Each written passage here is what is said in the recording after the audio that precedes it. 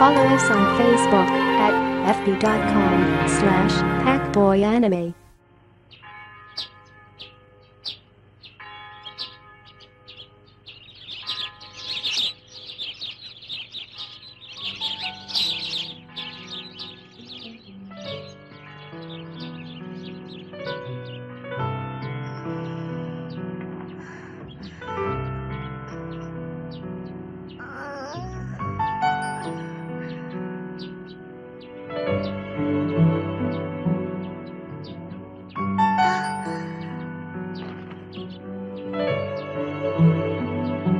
Magandang umaga.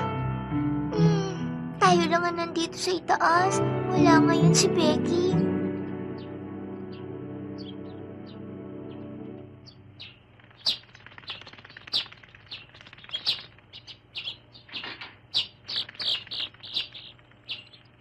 Sayang, lumipad yung mga ibon. Nahiya sa'yo.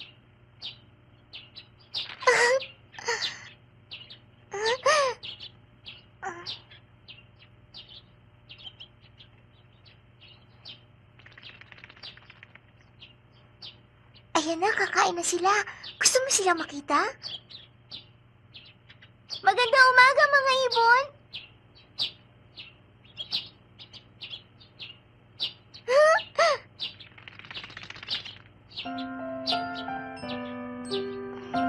Pakinggan mo, Emily. Ang tahimik, hindi ba?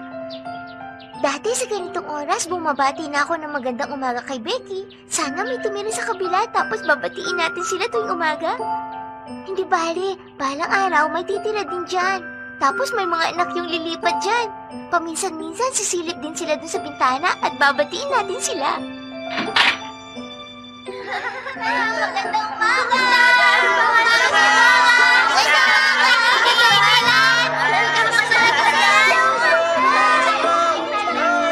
Maraming salamat sa inyo. Dalasan yung pagdungaw, ha? Sarah! Sarah! Hindi mo ba ako naririnig? Ano bang tinitignan mo dyan sa labas? Ang aga-aga ginagalit mo ako, ah. Bumaba ka na nga dyan at simulan mo na ang mga gawain mo. Opo, Mrs. Molly.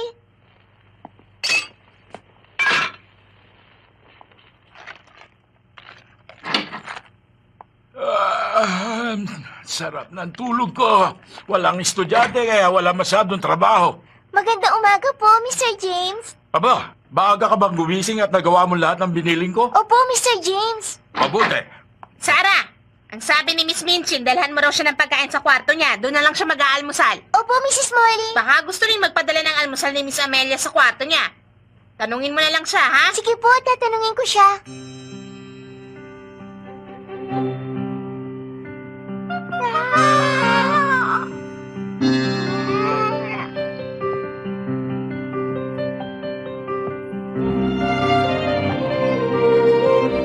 Magandang umaga! Dala ko pong almusal nyo. Pumasok ka na. Ilagay mo dito sa harap ko. Opo.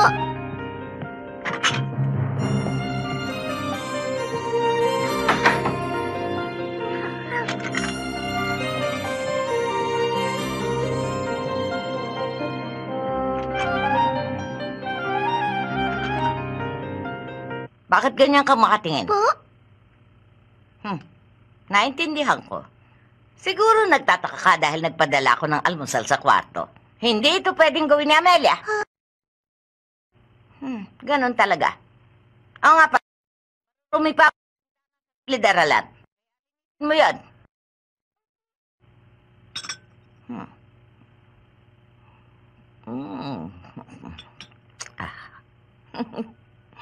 Ang sarap naman.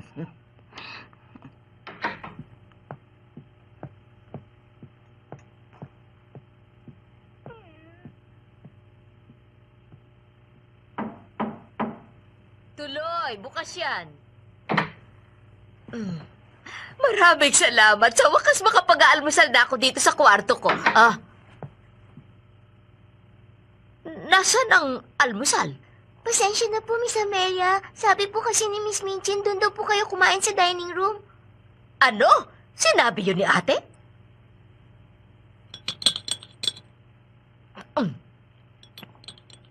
Meow.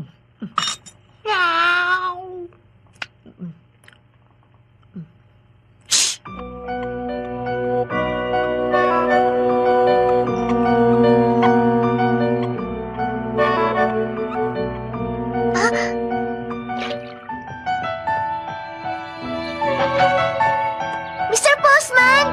Good morning po! Good morning. Eto ang sulat nyo.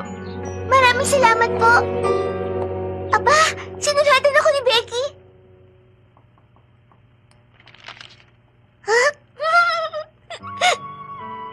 Dear Miss Sarah, kumusta ka na? Ako maayos lang. Kahit nahihirapan ako, pinipilit ko pa rin magsulat. Pinipilit kong maalala ang lahat ng tinuro mo sa akin. Pasensya na kung medyo magulo Miss Sarah, naiintindihan mo ba ang sulat ko? Kahapon nga pala, tinulungan ko si nanay para mabayaran na namin ang utang namin sa may-ari ng lupa. Hoy! Bumalik ka doon! Bumalik ka! Hoy! Bumalik ka dyan! Kayo, lagi kayong susunod sa akin, ha?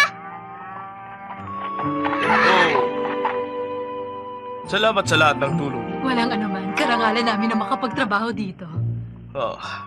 Magaling din pala magtrabaho si Becky. Opo. HD encode by Carlolo 16.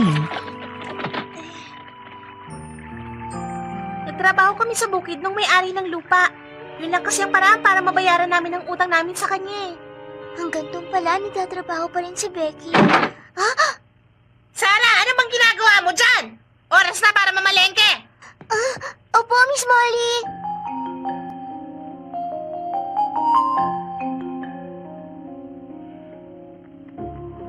Sige na, tulungan mo na kami sa paghahanda para sa hapunan. Kumilos ka na! Opo, Mr. James.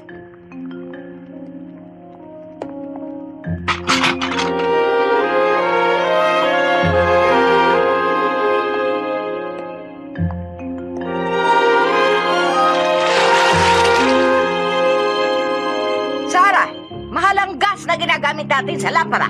Kaya patayin ang apoy kapag hindi na ginagamit. Opo, Miss Minchin.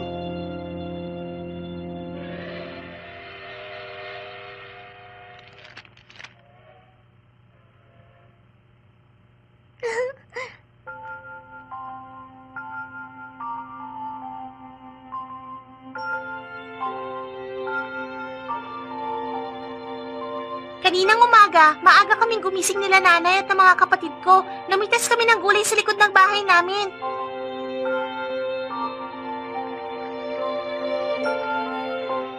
Pagkatapos, dinala namin ang mga gulay sa bayan.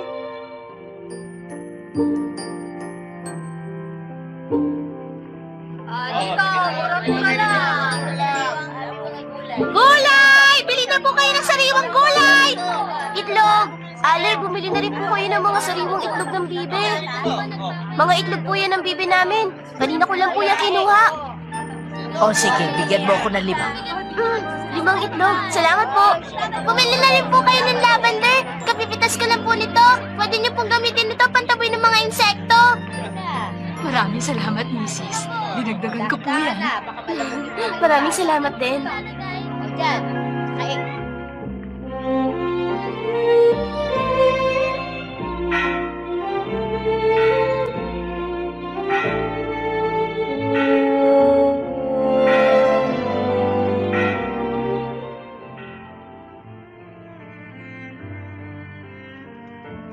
Nung umalis ako dito, hindi pa nakakatulong ang mga kapatid ko sa nanay namin. Pero ngayon malaki nang naitutulong nila sa mga gawain dito sa bahay. Natutuwa nga ang nanay ko sa kanila eh.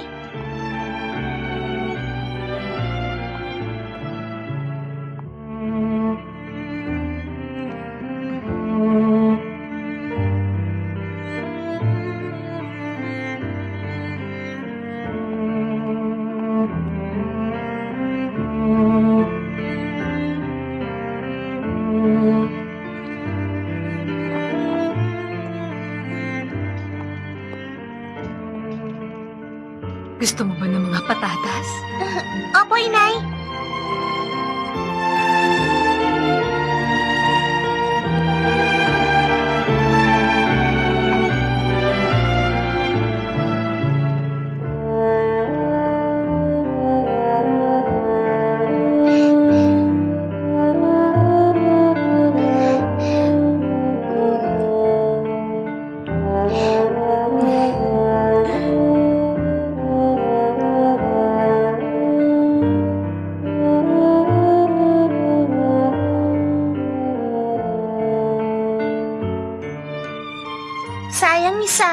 Sana kasama kita dito.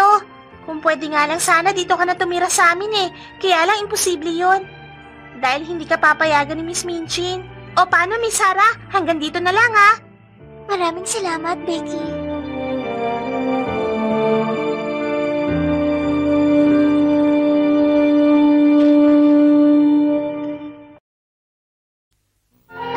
Brought to you by Packboy Anime.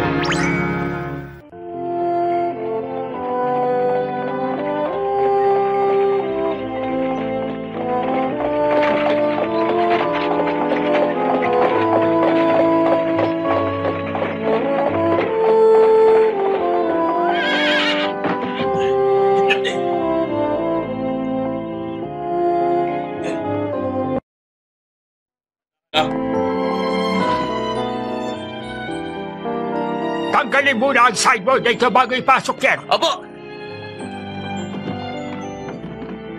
Oh. Ito. Oh.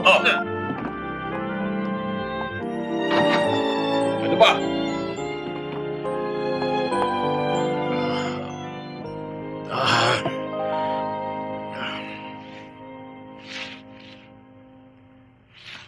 Ay, napakainit naman dito.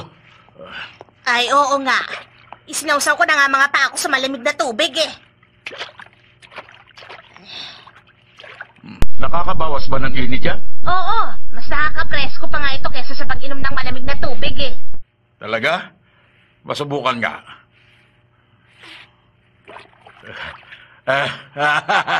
Oo nga, ano, ang sarap. Teka, bago ko makalimutan, Sarah. Po? Pagkatapos mo maglinis dyan, mamili ka ng mga sangka para sa hapunan nila Miss Minchin, ha? Opo, Mr. James.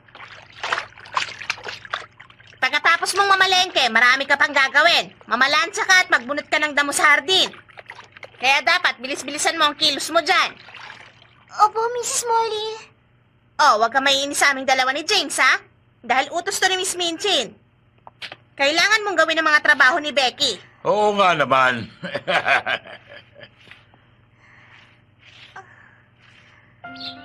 Packboy Anime.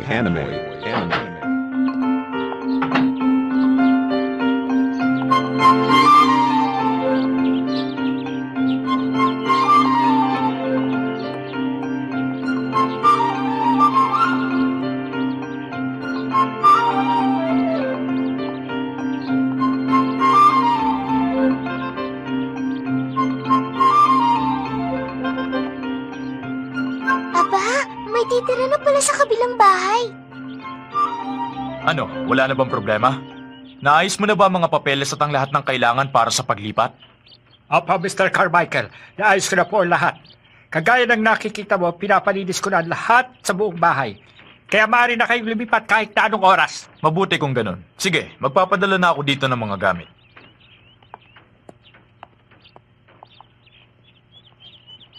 Kapag naayos na sa loob ang mga ipadadala kong gamit, tsaka palang pupunta si Mr. Crisford. Hihintay ko po ang pagdating niya. O paano? Maiwan ko na kayo. Sige po.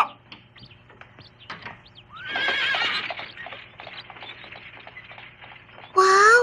Mukhang mayaman at isang espesyal na tao ang lilipat sa kabilang bahay.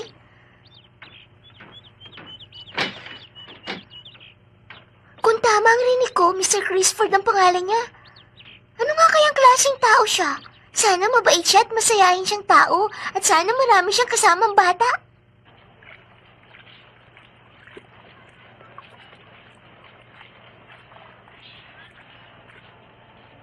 Ano? May titira na doon sa bahay na katabi ng dormitoryo nila Miss Minchin?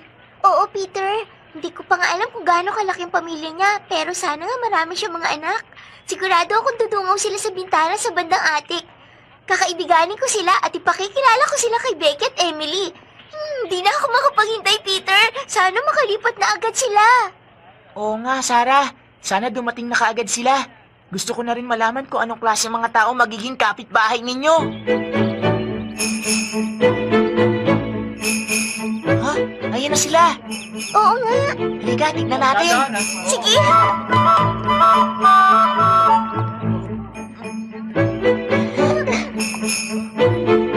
Ito po. Ito.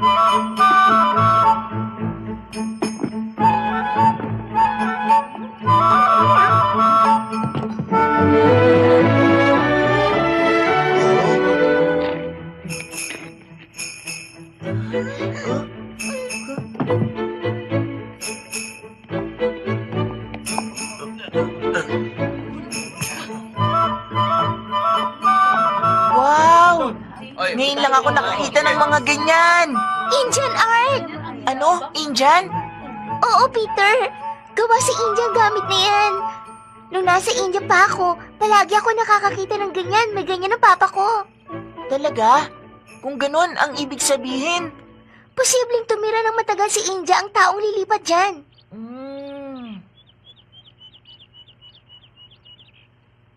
Maraming salamat, Peter.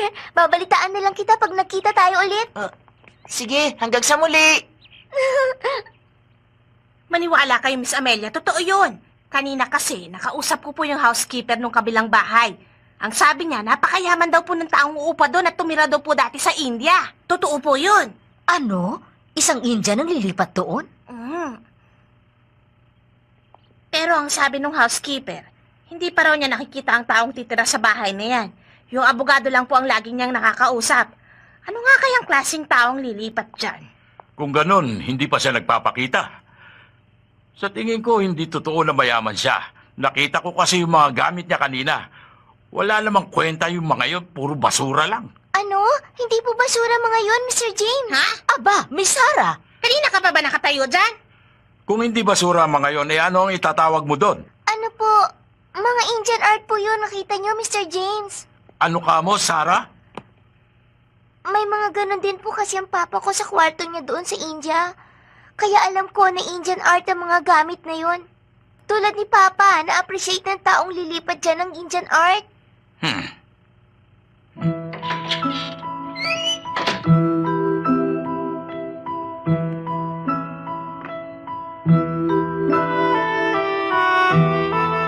Wala pa nakakakita sa taong titira sa kabilang bahay. Pero hindi na maganda ang iniisip ng iba sa kanya. Papa?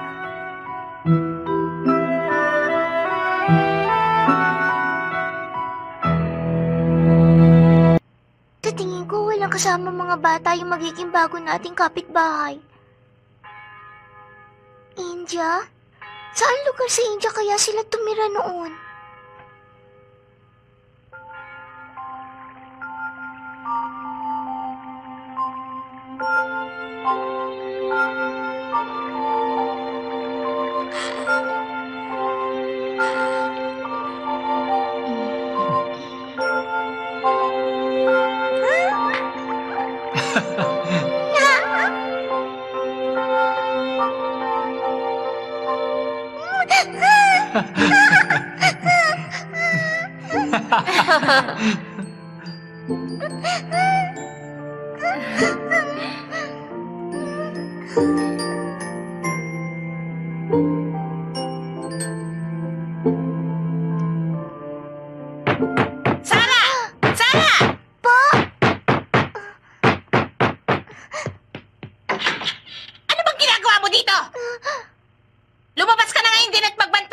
Siguraduhin mong hindi magtatapon ng basura sa bakuran natin yung naglilipat nating kapitbahay. Naintindihan mo?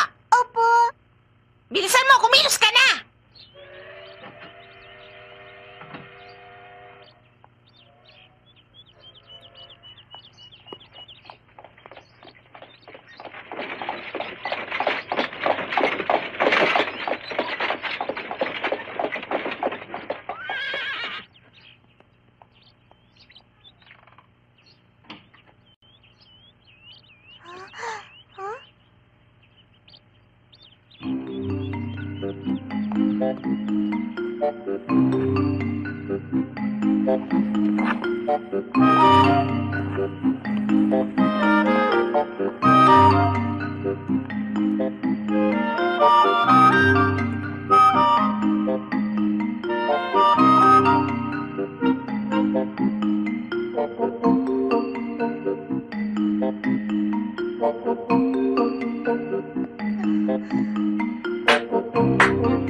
Ramdas!